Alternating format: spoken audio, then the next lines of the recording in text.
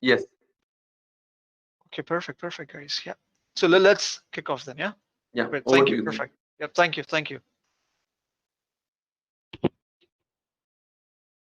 All right, guys. Good morning. Thank you for coming in today. My name is Subhash Sharma, speaker for the day. Today we will be touching base on the Azure cloud.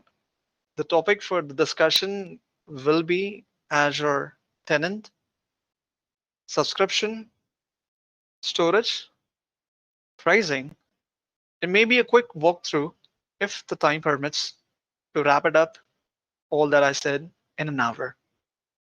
Okay, so let's begin. So many of us, in fact, most of us, would by now know what Azure is all about, right? So let's progress and see how effective it is for the business today. It has never been a time, I would say, a better time to migrate to Azure. Let's see the reasons why. First thing first, Azure subscription. Now, before we talk about Azure subscription, let me just give you a quick insight about the type of services that Azure has to offer. Azure being the Microsoft cloud product, it gives you services over the internet like infrastructure as service, platform as service, and software as service. To avail those services, you need to have some sort of payment gateway, maybe a channel, or maybe an account. Yeah. So those are actually called as Azure subscription in the Microsoft language, pretty precisely. So the first thing first, you need to have an identity over the Microsoft cloud, and that is nothing but your own tenant account. Now, once you have a tenant account created over the Microsoft portal, then you have different types of subscription to enroll in and start using the services. Like you have the developer subscription, that is for your UAT environment, more of a testing subscription. Again, the role and the function is pretty similar, and the production environment. It is nothing but a logical grouping of the subscription to define the billing boundaries between the subscription so that you have ease of access to segregate what has cost you what in terms of different departments, in terms of different workloads, in terms of different testing environment. Now, as I mentioned earlier, before you could start using the services, you need to have an active subscription. Let us talk about the different types of subscription that Microsoft has to offer. The first being enterprise agreement. Enterprise agreement is nothing but a mutual consent, an agreement between the customer and the Microsoft to enter into a common negotiation for the consumption of the services. So it is actually negotiated with Microsoft, that the XYZ amount of resources will be consumed for the amount of time, and the value of the consumption is agreed. That's purely enterprise agreement.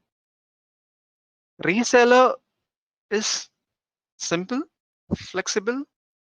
Yeah, that is reseller means you have a kind of a middleman person. Maybe your channel partner or an intermediate person between the customer and the Microsoft that actually provides you the cloud services program. Same as with the partner. The partner can be your reseller. Okay. You can avail services through partner. You can have the partner do all the due diligence for you and let the partner manage your account, your billing, and the architect. And then you have the billing with the partner actually goes on, a monthly kind of subscription. And then you have finally a personal free account. You go to the portal, that's portal.azure.com or admin.microsoft.com, enroll yourself. Once you have the account created, and you start paying it from your credit card as pay as you go.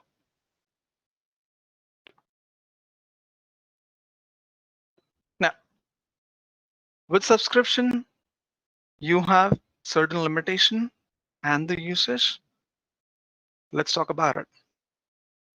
Once you enroll an account, once you have the tenant created, the first thing that you have is a free subscription that actually includes a $200 credit for the first 30 days. That's available to access the resources for 12 months. It's irrespective of the uh, tenuity of the subscription you have, but then you will have to consume that amount of credit within the first 30 days. Microsoft give you the leverages to use the services, the resources that they has to offer for free credit of $200. And then you have pay as you go, that is billed monthly. Pay as you go is pretty simple, you pay for what you use. It's purely consumption based model. We spoke about enterprise, a one-time agreement between the customer and the Microsoft with discounts and licensing with software assurance. The fourth being the student account. That again includes, $100 credit free for 12 months. Let's proceed and talk about the Azure region and the availability of the resources across the countries. Well, we all know Microsoft has spanned the regions throughout the globe. Today, we are at, when I say we, I mean, it has a worldwide presence with 54 regions spanning across 140 countries. So the data center availability, it's pretty expansive. As I mentioned earlier, it has spanned over 54 regions. So you can have the workload hosted as closest to the customer. For example, if your customer is in Africa, you can have the workloads hosted, that is the data center hosted in Africa region. It not be in the UAE. It all again depend on the customer discretion. Should they need to have the workload hosted in another region of their choice? Yes, you can do that.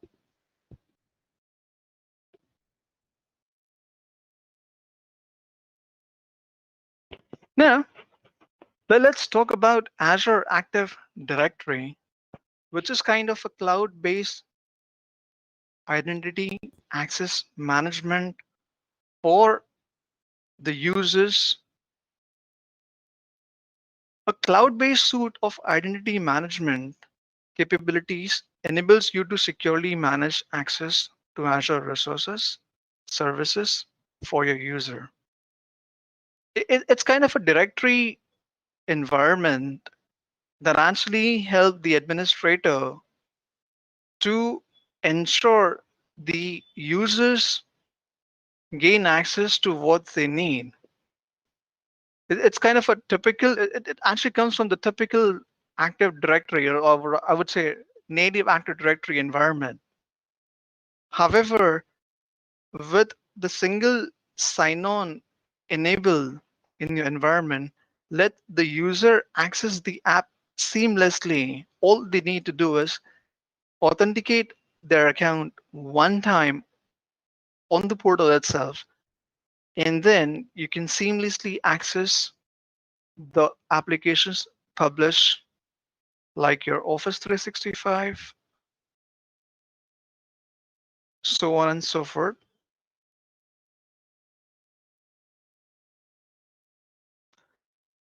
With subscription in place, as we know that we have various types of subscription, we need to have some sort of control on it to ensure that the business goals are met as anticipated once the business decides to move the workloads into the cloud. So the management of the group is at the various level. You know, if I were to segregate it into departments, I can certainly do it and ensure and see what department is actually consuming what amount of resources and how much that resources are built by that department. If I could relate this to as the organizational unit structure in an on-prem Active Directory environment. So once you have the scope defined, as you see in the picture, we have the human resources scope, we have the IT infra scope, we have the marketing scope. We can apply policies to see how much this group is actually consuming. All the compliance and governance can be done at the scope level as depicted in the picture.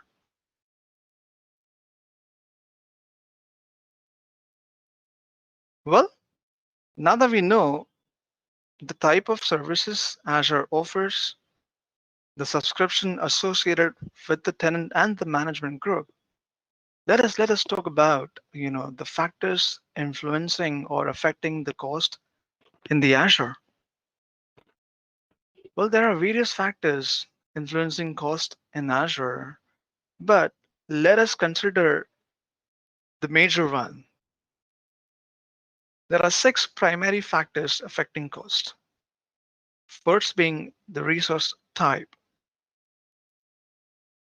Resource type is nothing but the type of resource, like your virtual machine, maybe your network, maybe your storage. Services are actually Azure usage rates and billing periods. Well, if I talk about the services, it actually give you an insight about the enrollment of the subscription you have. Like we spoke about the entire enterprise, we spoke about reseller, we spoke about free and the cloud services program. Location, as I mentioned earlier, you can bring the workload, rather the data center closest to the user.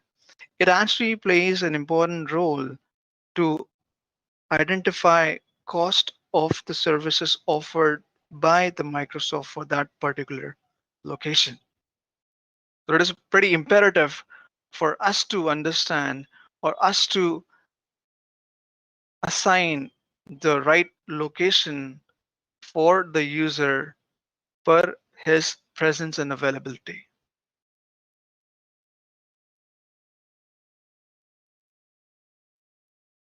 The other factors that needs to be considered are the bandwidth, reserve instance, and the Azure hybrid benefit. Now, when I say bandwidth, I purely mean, bandwidth is nothing but the amount of traffic coming into the Azure from the on-prem environment and going out of the Azure environment to your on-prem or to the remote places.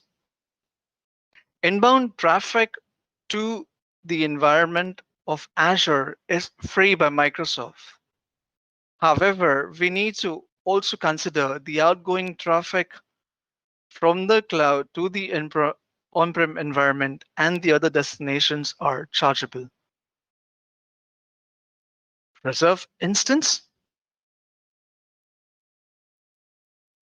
With the word reserve instance, it purely means, you are anticipating to reserve some amount of resources that can help you to save money. We will touch base of reserve instance as we progress, because I'm going to actually walk you through a quick demonstration of the pricing calculator. In there, we're going to cover more about reserve instances. So, well, what is Azure Hybrid Benefit? Azure Hybrid Benefit is nothing but a plan by Microsoft to use your existing on-prem licenses, I mean the operating system licenses, to be redeemed over the Azure cloud. By doing so, the customer can benefit with the licensing money that they have already paid to Microsoft. Well, here we just need to understand one critical point on the licensing factor when it comes to the Azure hybrid benefit. We need to ensure when we apply Azure hybrid benefit, the licenses that the customer own should be valid with software assurance. Only then the customer can avail the Azure hybrid benefit that can help the customer gain more discount once they subscribe to the resources.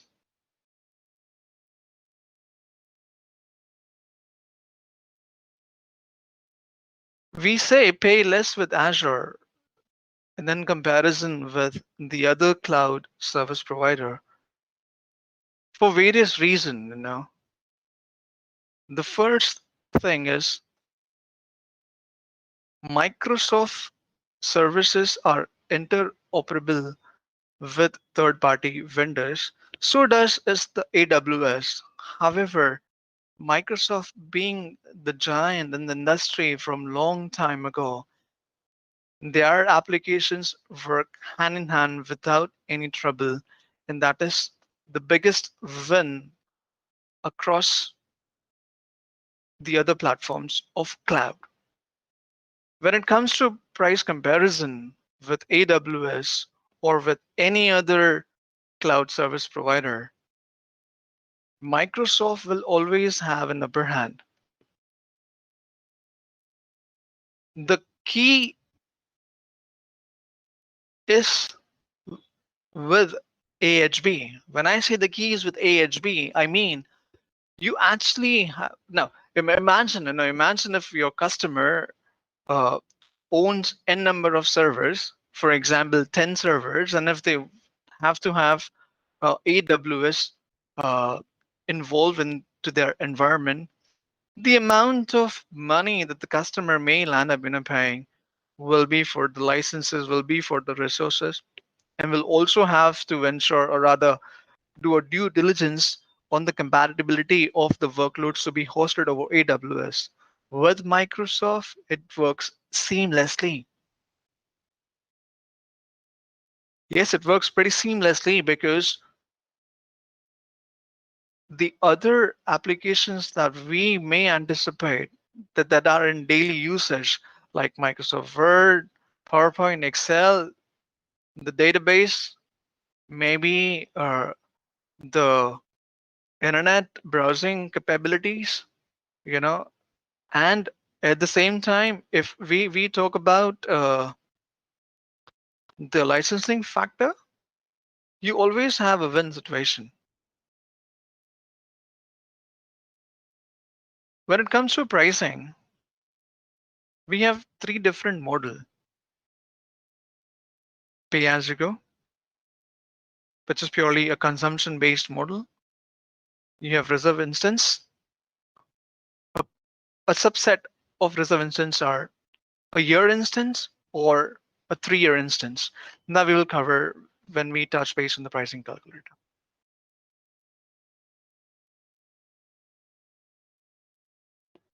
every environment that we have, maybe the on-prem environment or any procurement that we do, or any such activity associated with monetary constraint, needs to be managed for various factors. The first being to see the stakeholders goal of moving the workload has been met or not. And by how? Well, we have a utility within the portal, to analyze the cost, create a budget, review the recommendations given by the portal itself, export the data to forecast, to anticipate, and to do a quick readiness to see what are the services should be effectively used, or what are the services are actually consuming. So the cost management blade within the portal let you manage the forecasting of the environment.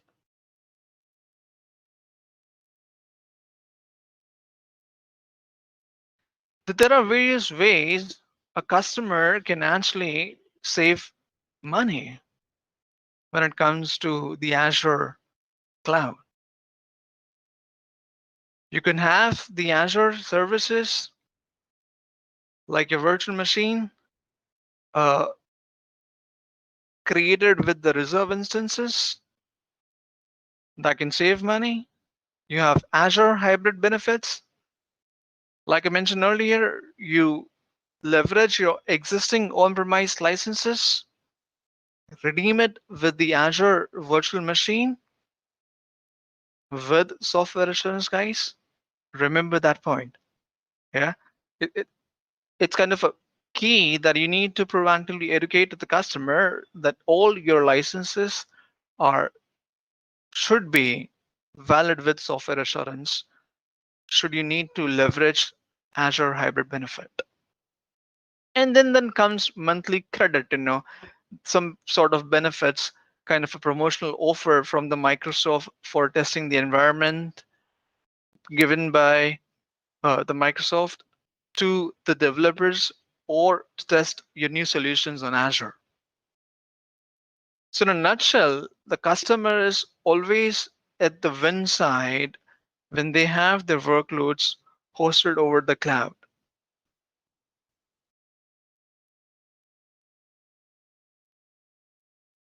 Pricing calculator. Well, this topic actually interests me a lot for majority of the reason, The first thing it interests me because here we do a analysis. When I say analysis, a thorough analysis of the on-prem inventory. Guys, we spoke about the factors influencing the cost. Now let us actually see how the pricing calculator works. So here we're gonna do a quick demonstration of few resources, maybe virtual machine, maybe the network. Yeah, so let's proceed and see how the pricing calculator looks like.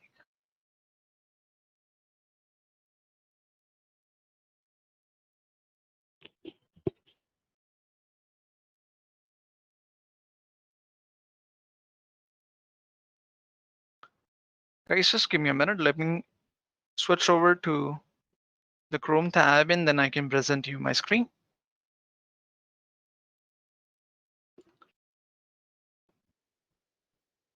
All right.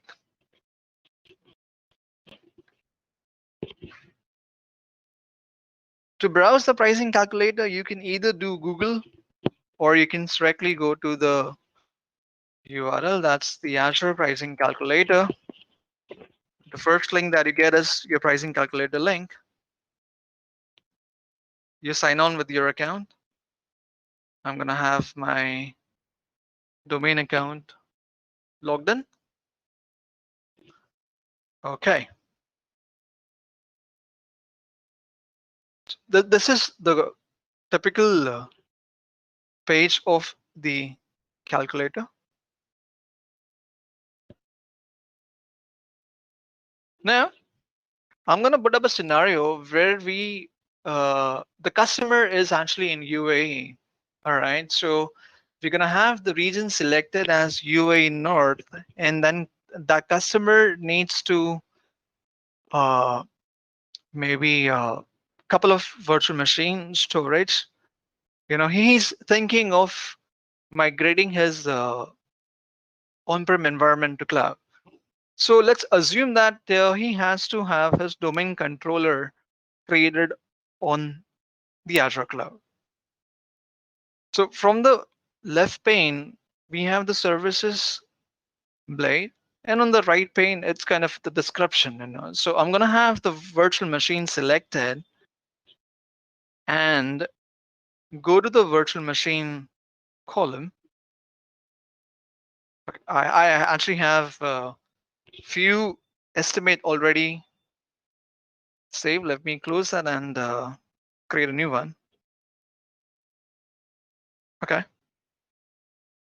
Okay. Now that I just actually saved one of the estimate, I'll walk you through onto the save tab as well. So let me click the virtual machine. Here, I can name my estimate. Example, this is for an illustration ABC company. I can name the virtual machine as the domain controller. Let me select the region as UA North. And then I'm going to select the operating system type as Windows. The tier remains the same. Microsoft recently has revamped the face of the calculator. There has been a facelift, I would say. So here they have introduced the type of virtual machines that they have to offer. So for this purpose, since it's a domain controller, not a memory hunger application, I'm gonna have a low or rather a general compute VM selected.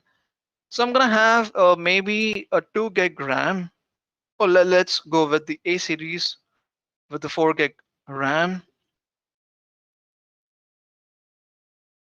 The amount of machines I want to spin up, so it's number one, that's the quantity. The time, the 730 hours is actually a month time. If you do the math, that's 24 into the number of days, actually gives you the number of hours. And for the A series machine, the per hour charge will be that is presented on the screen multiplied by the number of hours the machine will be on.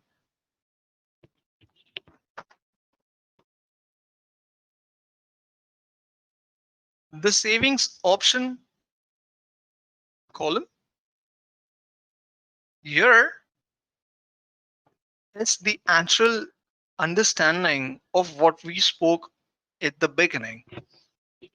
Now, I mentioned pay as you go is nothing but pay for what you use. It's purely consumption based model. And then we have 1 year reserve instance and the 3 year reserve instance. This column is about the licensing part. That's the should the customer need the license with the price or without the license price. So if the customer needs without the license price, I'll have the Azure hybrid benefit applied to the bill of material or the bill of quantity or the size. They are nothing but the technical jargon when presenting the price to the customer. Okay. So for the pay as you go, if the customer will bring their own license, they will only pay $66.58 per month. for the A series VM. All right. If I do the math,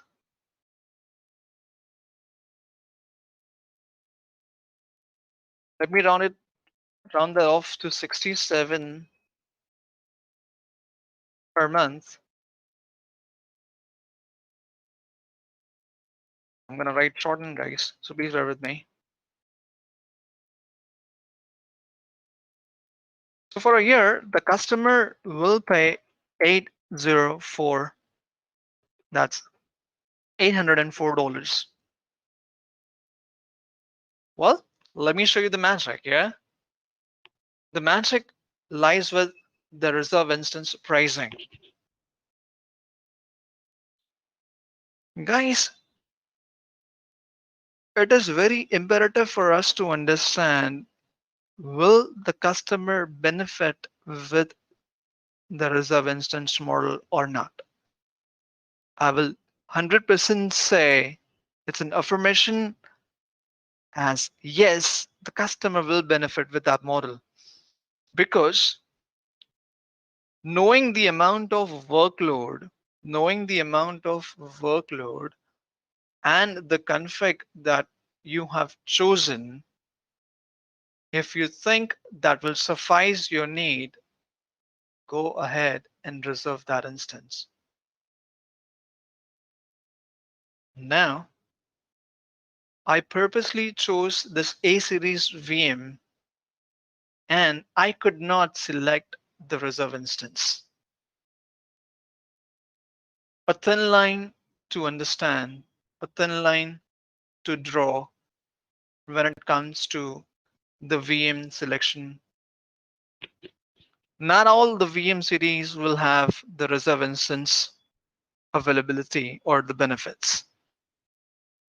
Okay, so you'll have to toggle the series of VM that you need to be reserved. In this case, I'm gonna have another machine, maybe B4S, B4MS.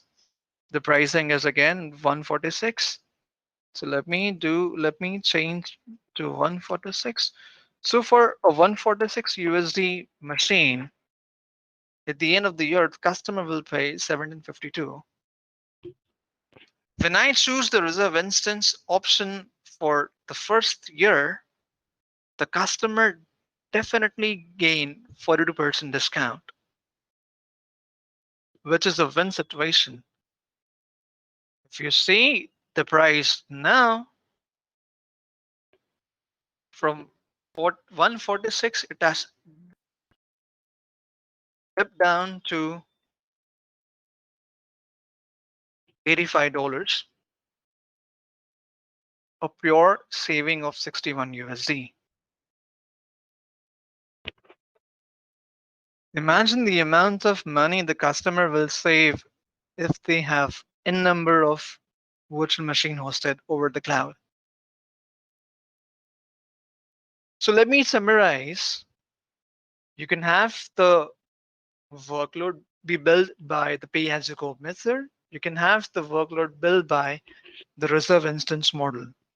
You do have the choice to either pay monthly or upfront. If I make the upfront commitment for this bill of material, the customer will have to pay 1,023 and some change for this particular VM for a year.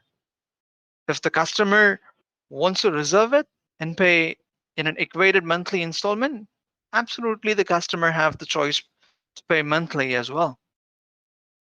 And for the price that you pay monthly is nothing but $85.33.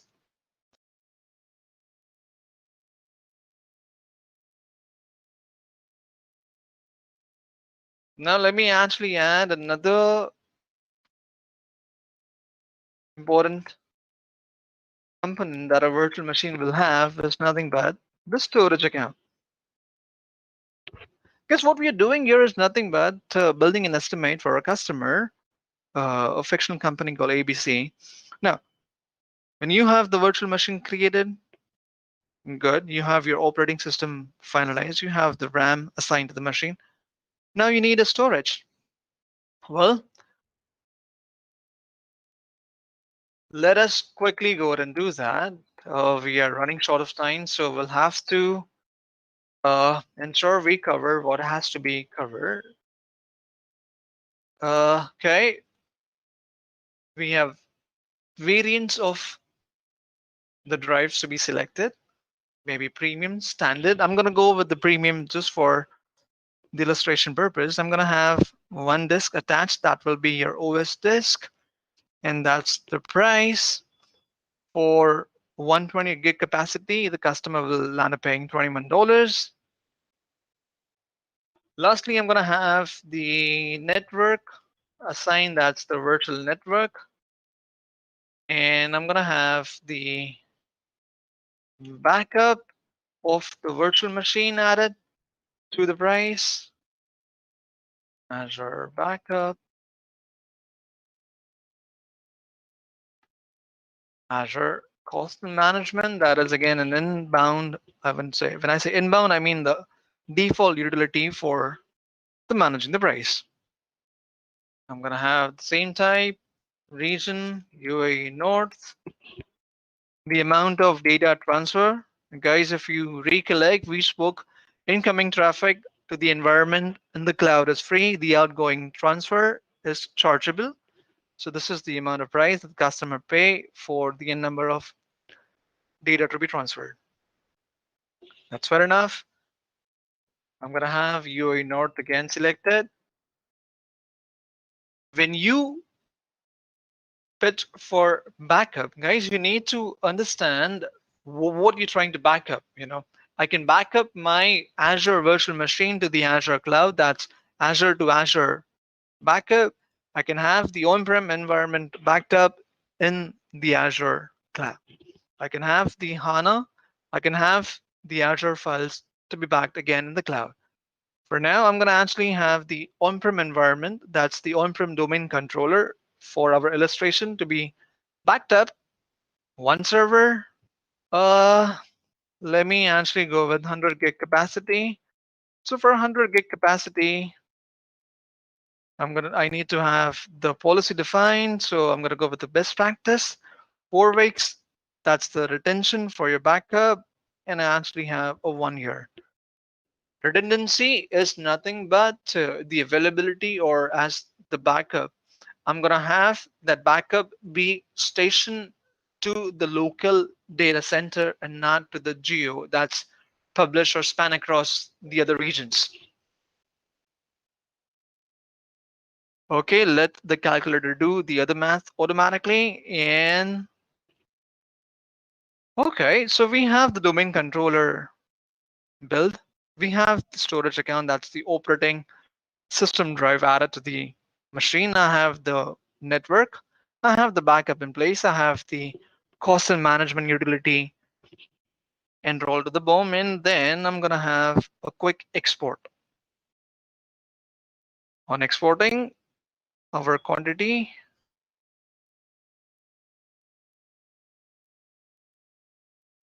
it will show us the description line by line, service by service. The columns here are for your understanding. Let me walk you through real quick. Yeah. So for one virtual machine, the custom name is the name that we have given to that server hosted in the UAE region. The size, that is the B4MS quantity 1 with 4 virtual machine CPUs, 16 gig RAM without the license, with 1 year reserve instance, no disk attached to this component. You pay $85.38 monthly. Second goes with the storage account. For, if you remember, yeah, if I toggle back onto the calculator, we selected the P10. That is nothing but the naming convention given to the drive. That's your premium drive with 120 gig capacity. Size, you pay $21.50. For the NIC card, for the backup, as I explained earlier, we're backing up the on-prem server to the cloud, one instance with 100 gig capacity of the data. You pay $14.81. Cost and management, it is free along with your subscription. You don't pay for it. So that's part of your free services. And that sums up to a quick walkthrough of the pricing calculator. Guys, should you need to know a deep dive walkthrough on various components or on the various solutions of Azure, I would encourage you reaching out to us post the webinar on our email address as support@cloudrescues.com so that we can help you to give you more insights on the topic that we have covered. Should you need to know more about any of the solution, we'll be glad to answer all your query. We got few more things to cover up since we started off 10 minutes late, waiting for our participants to come in. Yeah, let's invest our time pretty quick to see what we have to cover.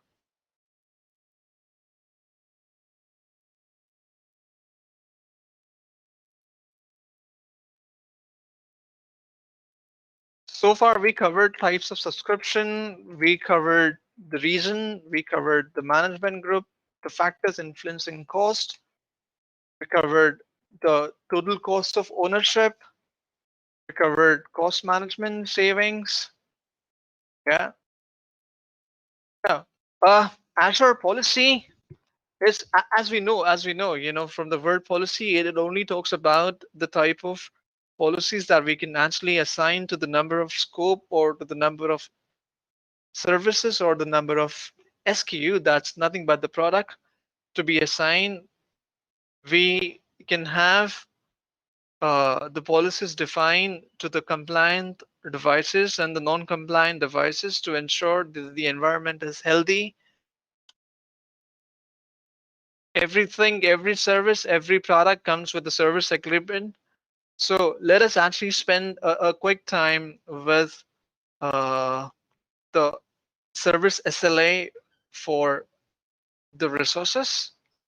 Now, the Microsoft actually guarantees if you have the services deployed with the best practice and with their best cloud adoption method, you would have the SLAs defined as on the table. For a service with a 99% SLA, there will be a minimum downtime of that's again the planned downtime of 7 hours, 18 minutes, and 17 seconds. With an SLA of 99.99%, you have a downtime that's the best that you could have for your critical workloads. So depending on the amount or the business criticality of the workload, you could have the services chosen accordingly and let the Microsoft define the SLA automatically for the services chosen. Now, the Azure Preview program. So as we all know, so whenever Microsoft actually announce any new updates or did they actually introduce any change to the environment or any change to the technology or service, it always come in a preview as a solution to test. In a nutshell, kind of a beta environment. So with the preview program, you can actually that's actually not available for the public. You could have the services test, you could have the services check whether it is actually good to have for your environment. Once that is satisfied and once it has come to a successful closure by the Microsoft will announce it as a generally available then post successful completion of the advisory. Monitoring service and feature updates, where we spoke about the cost management is kind of a one tool, that I could relate with the monitoring services.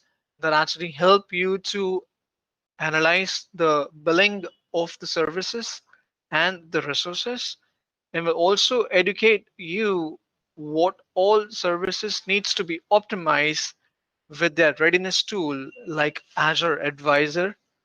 And then it actually help you to optimize the environment for better user experience and for better usage to meet the business goal. Migrating to the Azure cloud, as I mentioned, there are various reasons to migrate to the Azure cloud. The first being the amount of investment that we do into the traditional environment, like procuring the services first, then utilizing it. We may have the services, we may have the product under consume. Do we measure them? It's pretty a tedious task to measure such investment, and thus I would say it is a need for the business to move to the cloud for very good reason. Let us see why to the Azure cloud. Now, Azure innovation is compatible across the different platforms. We spoke Microsoft over the internet offers you the services like Azure Infrastructure as Service. Those are your typical virtual machine environment. Yeah. We also need to understand the responsibility model here. Who will be responsible for what type of service? In an infrastructure service environment, Microsoft will be responsible for the maintenance of the virtual machine, the maintenance and the downtime. However, you as the user, we as the end user are responsible for the security of the virtual machine. We are responsible for the data access.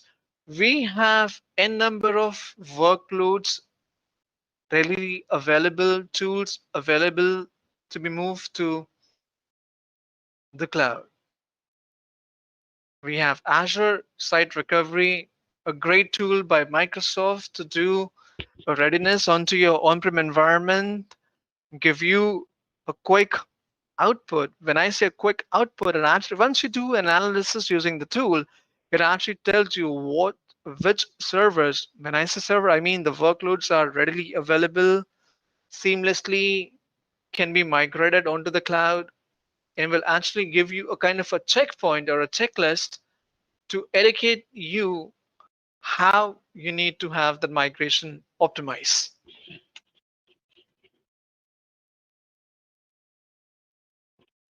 As I just mentioned, on the previous slide, we have the tool readily available to perform the checklist that actually help us to uh, seamlessly migrate our workload onto the Azure cloud. With that, we have a minimal downtime into the environment, nearly zero application downtime during the migration.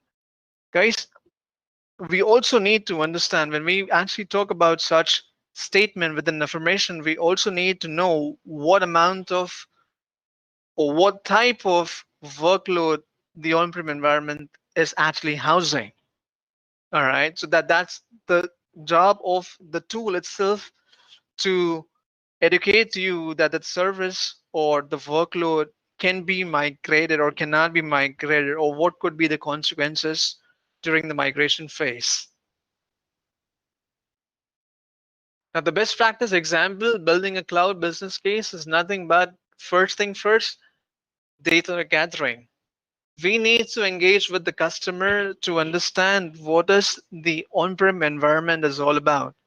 Gather the data as much as you can. You need to probe the customer in a better and an effective manner. Yeah. Once you have the on-prem inventory readily available, you go back to the pricing calculator that we just actually spoke about, or for our illustration example, do the quotation, go to the TCO, that's your total cost of ownership calculator, do a side-by-side quick comparison, and I'm sure I can bet you on that part of the story. moving the workload to the cloud will be beneficial to the customer for a various good reason, because we have the Azure hybrid benefit in place, we have the consumption model benefits in place. Last but not the least, we have the reserve instance pricing model in place. Now, the usage of TCO reports that actually gives you a quick insight of the amount of money that you would be spending, or rather incurring, on the on-prem environment. If for example, and if you were to build another site for 5 different server, or let's forget about the 5 different server, if you were to spin up another data center by the side of your building, the first thing is the cost of the real estate. Second is the electricity. Third is the maintenance. Fourth is the support that you would need. Fifth being the competency of the resources to manage the entire facility. So that's a tedious task, guys. But here with Azure, that's all done by Microsoft for the customer. The Microsoft just need to grab a cup of coffee, sit back, relax, focus on their efficiency, and let the cloud do the job.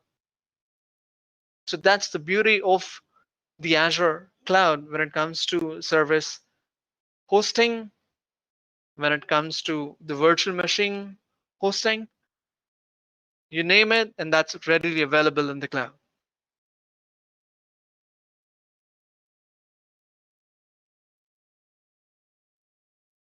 We spoke about the assessment of your on-prem environment with the tool that will actually give you a quick insight.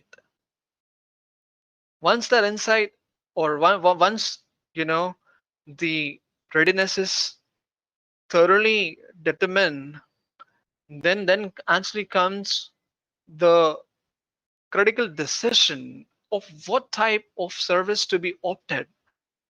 For a quick example, guys, now I'm gonna actually tweak this, or rather trick this as a little bit. We know that services offered by Microsoft are managed by Microsoft purely. That's pretty true. Yeah. But then we also need to understand the shared responsibility model. I could have the SQL servers database be spent in the cloud as the software, or platform as service, precisely platform as service, and let the Microsoft manage that all by themselves for you. But there you have a little room of tweaking your application by your need. Yeah. If you were somebody like a geek, need to have a full control over your application, then the platform as service is not for you. Then you can have to have the infrastructure service to be deployed for such custom need. You will have to spin up a VM and then procure the SQL Server license and then deploy the application and then let the developer team do all the magic for you. You could have the VMware assessment done, Windows and Linux, with the free built-in service. And that's all about the Azure migration tool. Now, in my previous example, we actually spoke about the SQL server that I actually want to talk to you now. But since that is actually spoken about, so guys, we have various services readily available. As I mentioned, it is on to us. We as a consultant, we as a strategist, we as their backbone of the business need to let the customer know which service is good for their workloads in an efficient and an effective way. Yeah, because in the cloud, everything comes with price, and let the customer pay the right price for the best service. You could have the Windows server, all the services as the infrastructure as service. Let the database be moved to the cloud with the platform as services model and whatnot. The best example that I can actually give you on this page itself is nothing but your Exchange Online plans that actually comes with your M365 subscription, which is purely hosted over the Microsoft Cloud in an admin portal given to your administrator for the management of the policy and whatnot, is the best example of the software as service solution by Microsoft.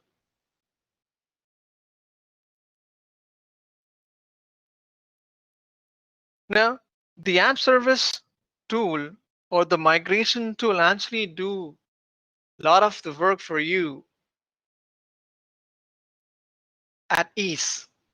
You could have your line of business app to be readily checked by the tool, let the tool do the due diligence for you, and let you then decide with your development team, let the solution architect actually design the perfect tailor-made solution for you, and then you are the best person to select the service.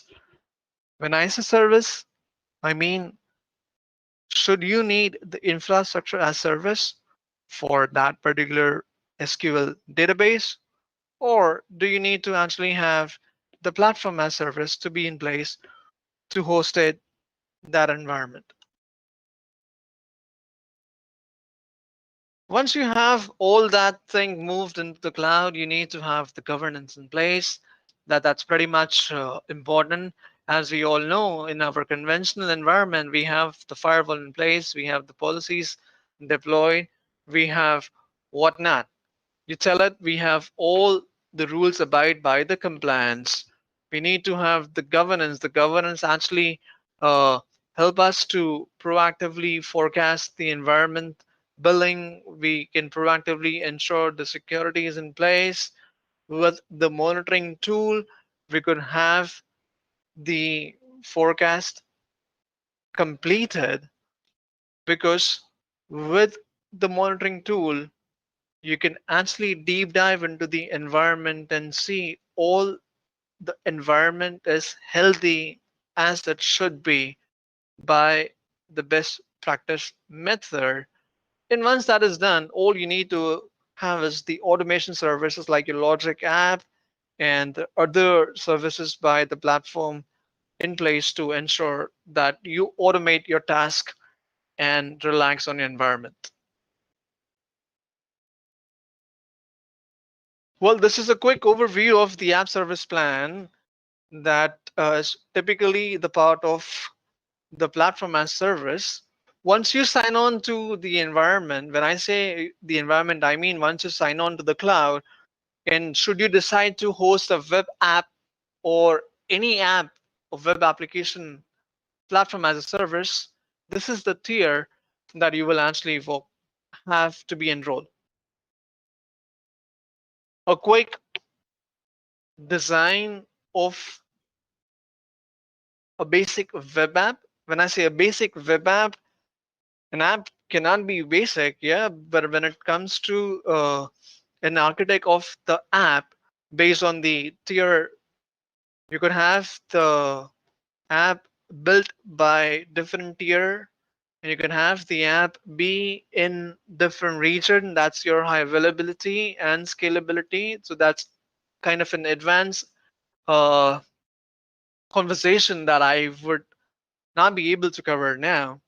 Yeah, as we are running short of time, and we just have 5 more minutes to cover our pending slides.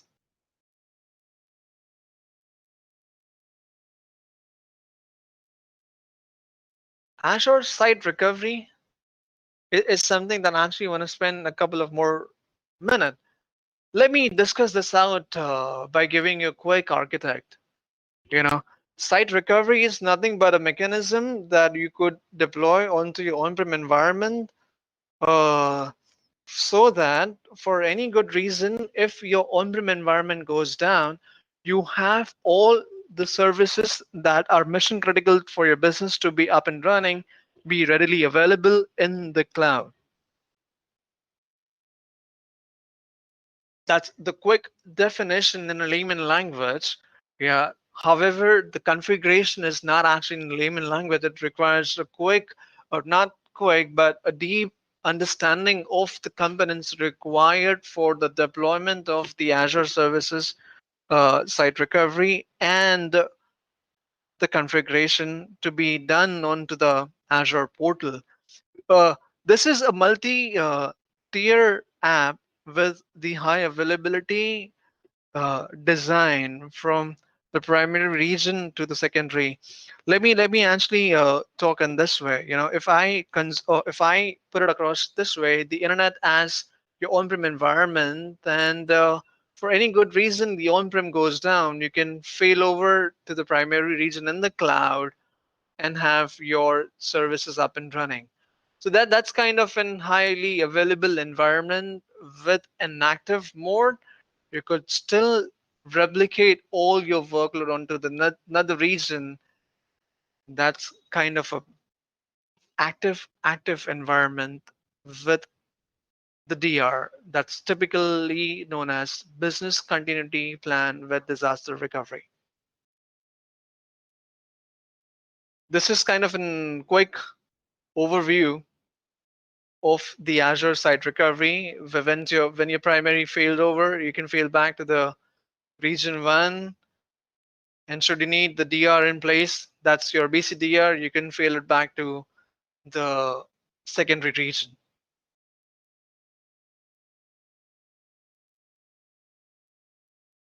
We just have a few more minutes and we need to cover the storage.